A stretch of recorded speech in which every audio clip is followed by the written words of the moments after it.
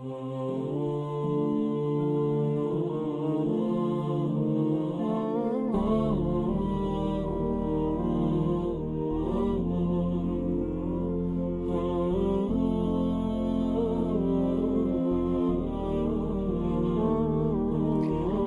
إني أعوذ بك من زوال نعمتك ومن تحول عافيتك وفجاءة نقمتك وجميع سخطك. Ya Allah, je recherche protection auprès de toi contre la disparition de tes bienfaits et le changement de ta protection, la soudaineté de ta punition et de tout ce qui peut t'indigner.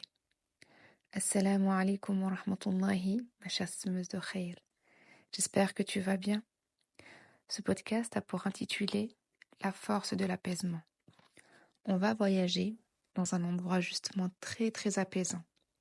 Et je te souhaite que tu puisses goûter à cet apaisement dans ce merveilleux endroit.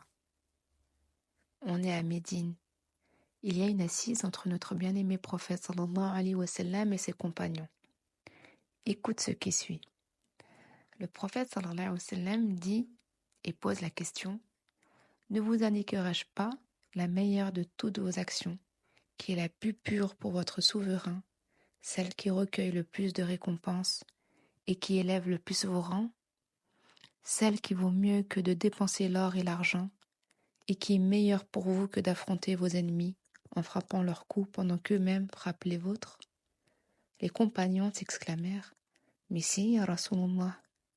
Il répondit: l'évocation d'Allah Azawajal, le dhikr, ma sœur. Tout cela te donne de la force. Là, tu peux te poser la question: mais pourquoi? C'est quoi le secret? C'est quoi ce khayr pour moi? Subhanallah al-Azim. Le prophète sallallahu alayhi wa sallam nous apprend qu'il ne veut pas que le croyant soit faible. Il veut que le croyant soit fort. La plus grande manière qui te rend forte et apaisée et heureuse, c'est le dhikr. Allah Azawajal nous dit dans la sourate Al-Anfal, le butin, la sourate 8, verset 45: يا أيها الذين آمنوا إذا لقيتم فئة فاثبتوا واذكروا الله كثيرا لعلكم تفلحون. Ô vous qui croyez, lorsque vous rencontrez une troupe, soyez fermes et invoquez beaucoup Allah afin de réussir. Être ferme. Bien, comment être ferme? C'est ce qui va faire que tu vas prendre les bonnes décisions. Allah Azawajal te répond dans ce verset. Il nous dit: Fathbutu, soyez ferme. Le dhikr te permet d'être sûr de toi, dans tes décisions. Et de plus, Allah Azawajal dit: c'est par l'évocation que se tranquillisent les cœurs. Après ça, sans évoquer Allah Azawajal, comment être apaisé, avoir une vie heureuse, prendre une bonne décision et garder le sourire? Impossible, c'est impossible. Le prophète sallallahu alayhi wa sallam dit à ses compagnons: la différence entre celui qui évoque Allah et celui qui ne l'évoque pas sont comparables aux vivants et aux morts. Personne ne souhaite faire partie des morts, dans ses paroles, dans son repos, dans son apaisement. Tu veux faire partie des vivantes? Demande-toi, quelle est la distance entre toi et le dhikr, le fait d'évoquer Allah beaucoup. Subhanallah al-Azim, quand Allah Azawajal évoque le dhikr, il poursuit toujours avec le mot kathiran. On retrouve ce verset dans Surat Al-Ahzab, la sourate 33, le verset 41.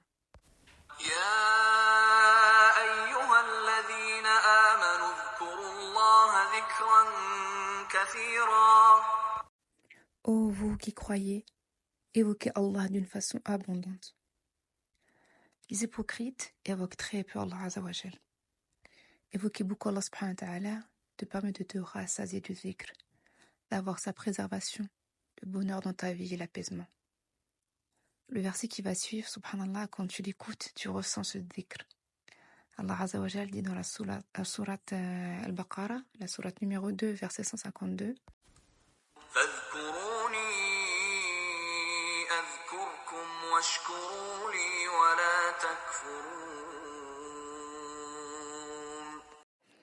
Souvenez-vous de moi donc, je vous récompenserai. Remerciez-moi et ne soyez pas ingrat envers moi. Est-ce que tu vois comment Allah Azza wa Jal aime qu'on l'évoque?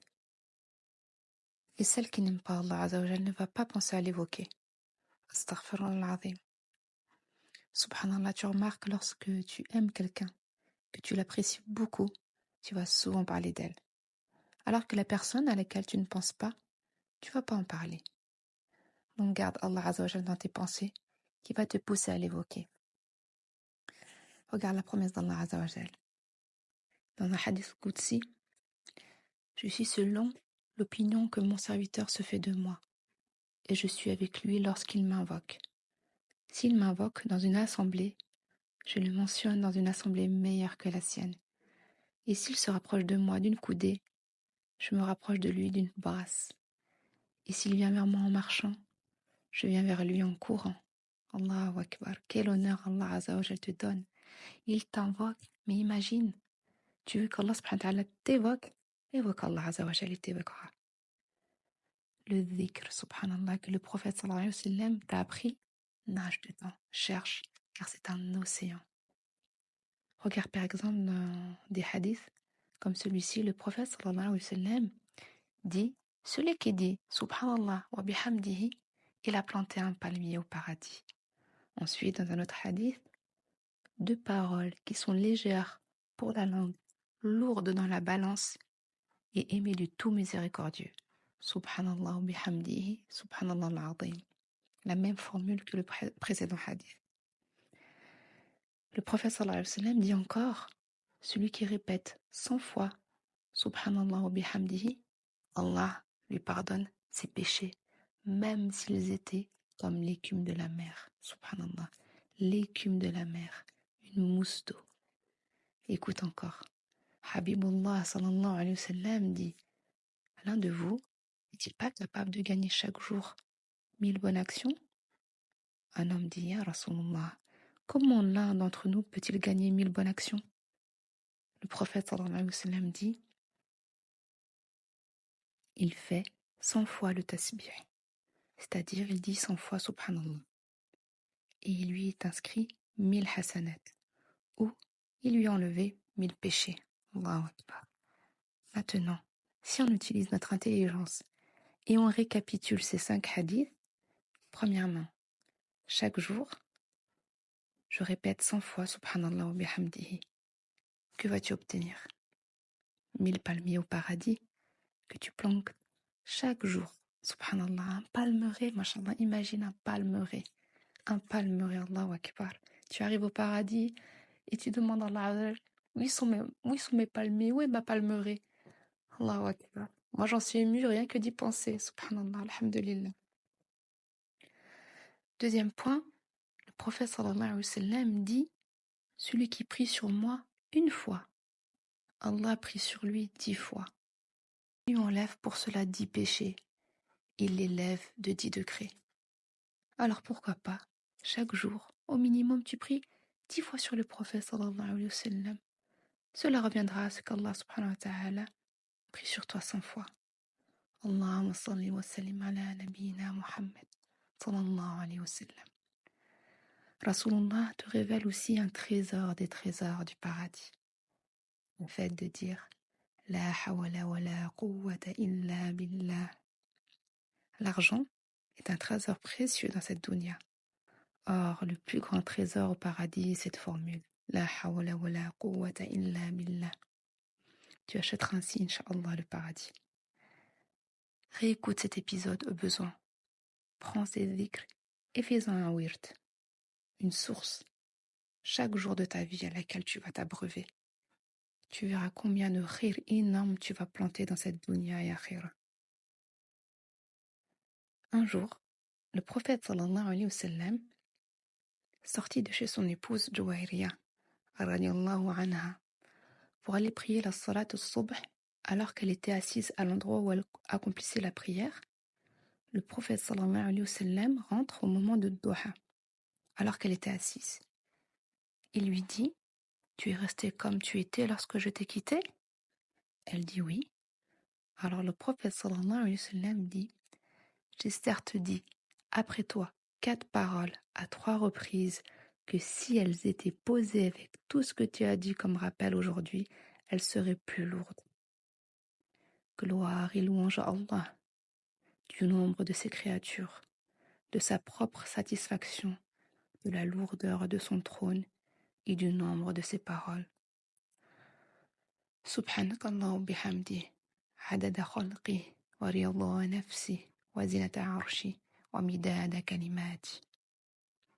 Fais cela, ma chère sœur, pendant 10 jours, 15 jours. Tu verras que ta journée, ta soirée, tes tâches quotidiennes auront une valeur. Tu vas sentir l'apaisement. Wallahu a'lam.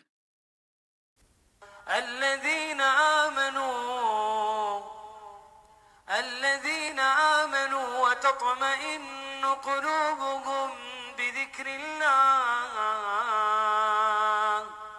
ألا بذكر الله تطمئن القلوب ألا بذكر الله تطمئن القلوب.